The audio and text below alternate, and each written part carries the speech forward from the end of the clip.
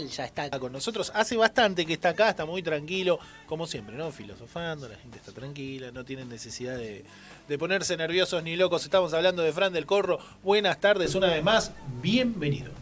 Buenas tardes, muchas gracias Nahue. Un saludo a toda la audiencia que está escuchando. Bueno, hoy tenemos un tema para continuar lo que hablábamos la semana pasada, ahondar un poquito. Y el título es La necesidad de la impostura. Antes de que arranquemos, mirá, Celeste hoy no está. Dijo, no, es muy difícil. Muy difícil. Yo no voy a ir, me voy a ausentar ese día. No fue por eso. Bueno,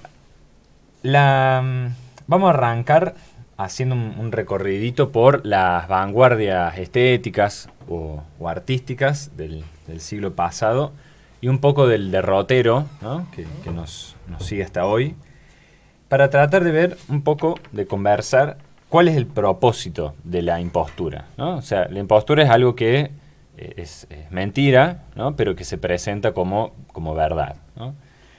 Y un ejemplo para arrancar, que es quizás el más claro de todos los que vamos a conversar hoy, es una obra de arte, o al menos una obra, vamos a decir.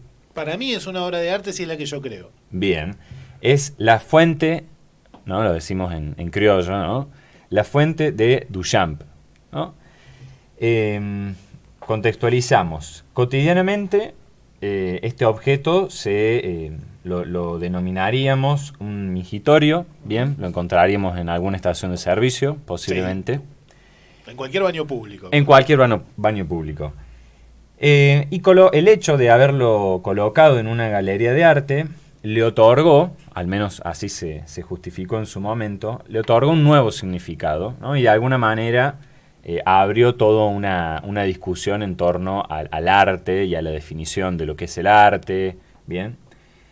La cuestión acá está en que el propio Duchamp, años más tarde, reconoció que fue un gesto el suyo enviar esta obra, esta pieza, a un concurso de exposiciones que se iban a realizar en una galería de arte, un poco para, irónicamente, dejar en evidencia la falta de criterio del jurado. Ajá. ¿Bien? O sea, estaba premeditado. Estaba premeditado.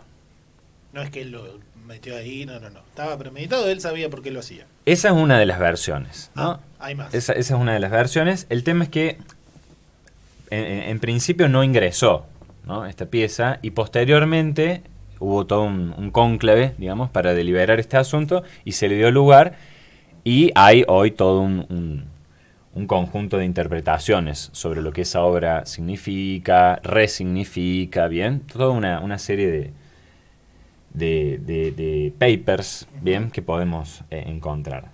Pero primero está esta cuestión, esta de alguna manera confesión del propio Duchamp, y después hay muchos años después, en la década del 90, un artista dadaísta, Pier Pinochelli, en una performance, ¿no? Que para muchos, sobre todo para el movimiento dadaísta, es una obra de arte en sí misma, ¿no? La performance.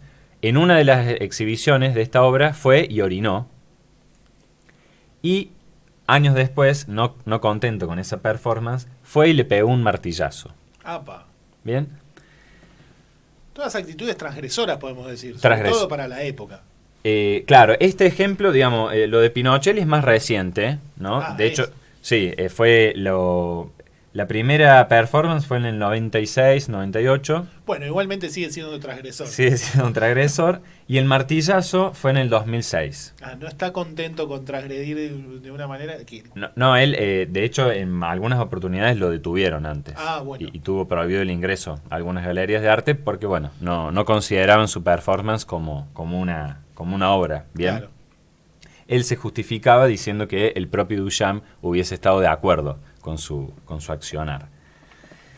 Lo dejamos ahí, en suspenso, y pasamos a un ejemplo de nuestras letras, que es la famosa disputa entre los grupos de Boedo y Florida, ¿no? Que hoy en una carrera de literatura, de letras, se estudia, bien, hay muchos textos al respecto, sobre dos bandos o dos escuelas de escritores en la década del 20, bien, el grupo de Florida representaba la alta alcurnia, ¿no? Las letras difíciles, y el grupo de Boedo representaba las zonas marginales y un estilo más directo, bien, lo que por aquella época se conocía como el realismo, ¿no?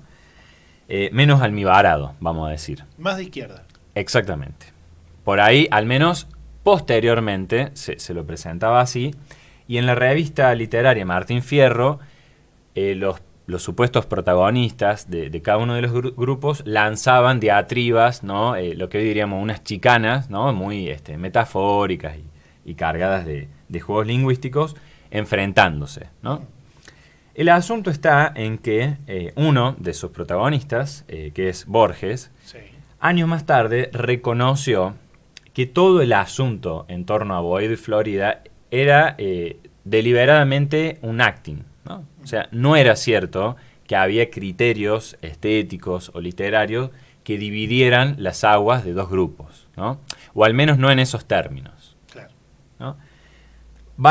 Ernesto Sábato, digamos que no era parte de la trifulca, también años más tarde salió a reconocer que efectivamente no era una forma de distinguir a ninguno de los dos grupos. Pero, insisto, hoy vamos a una carrera de letras y esto se estudia como, efectivamente, Boedo es una escuela, es un estilo, Florida es otro, ¿no? A lo que, digamos, lo que yo quería traer hoy es qué pasa cuando algo que deliberadamente, ¿no? es irónico o pretende ser una crítica a lo establecido, es absorbido, ¿no?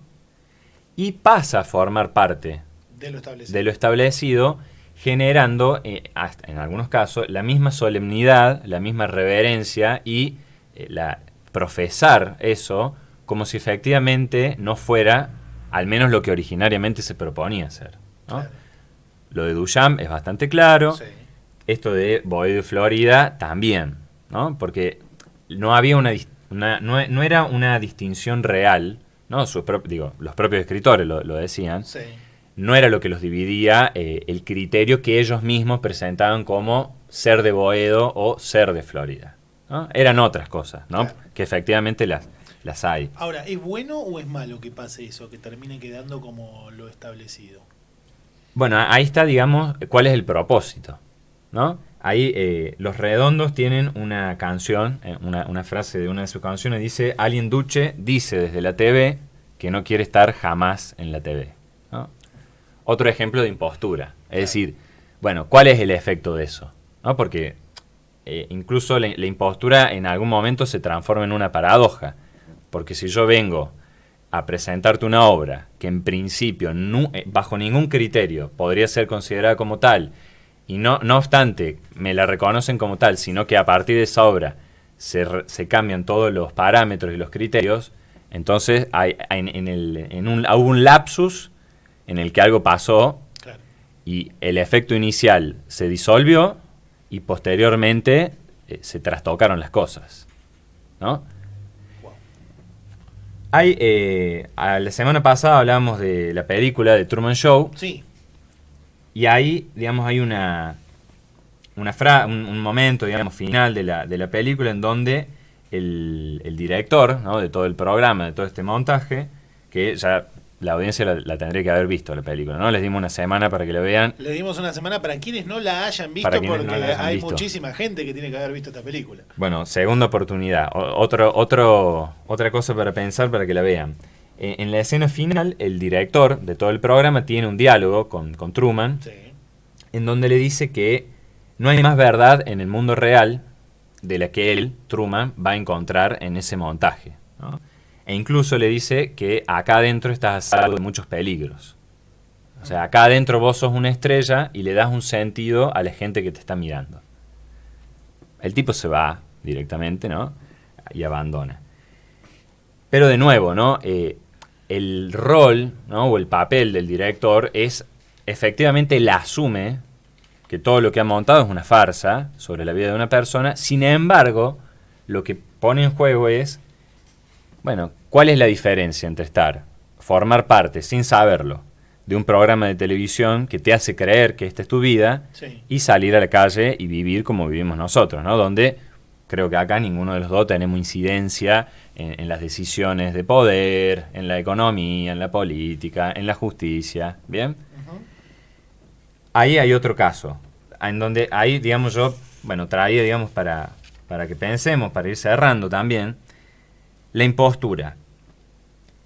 Tiene, por momentos pareciera que se trata o parte de una burla, ¿no? Como un goce cínico de las cosas, es decir, saberse parte de algo y cuestionarlo igual, que me parece que queda muy ejemplificada en el caso de Borges, ¿no? Donde Sí. inventar una distinción que no lo es, una grieta literaria.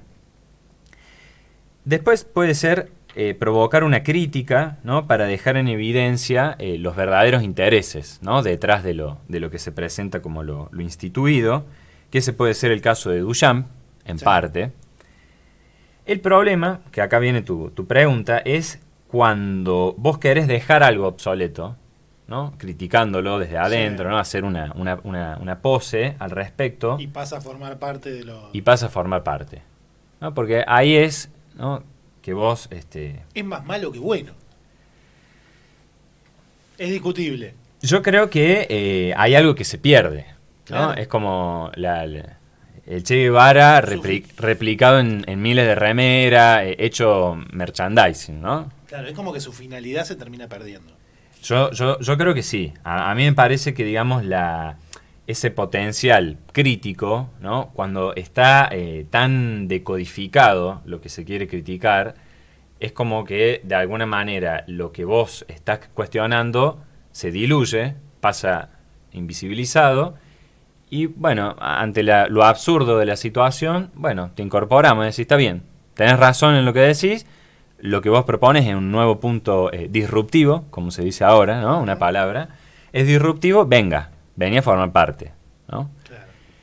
Por ahí la diferencia está en cómo sus protagonistas reaccionan al respecto, ¿no? Si sos alguien duche, que gozás de poder salir y decir desde ahí mismo que no querés estar en donde estás y seguir ocupando ese lugar, y después el otro está en efectivamente irse al margen y mantenerse de ahí, ¿no? O sea, plantar bandera desde la periferia y bancártela también, ¿no? ¿Cuál te parece que es la mejor? ¿Cuál haría Fran del Corro? Y a mí me gustaría seguir viniendo acá a conversar con ustedes. A mí me gustaría seguir conversando. Yo creo que si hay algo para decir, si uno da en la tecla de lo que quiere decir, me parece que hay que ponerle el cuero a los pensamientos, a lo que uno dice, y bancarse estar con la ñata contra el vidrio. Hay que ir al frente. Hay que ir al frente. Hay que ir al frente. Bien, perfecto. Bueno, Fran, como siempre, muchísimas gracias. Nos hace pensar mucho, pero está bueno que también nos pongamos a pensar y que nos pongamos a analizar profundamente diferentes tipos de cuestiones. Y bueno, último aviso para quienes están del otro lado de que tienen que ver The Truman Show. Totalmente. Es libros, películas, series. Así que hay para pensar y hay para entretenerse también. Ahí está, Fran del Corro, señoras y señores.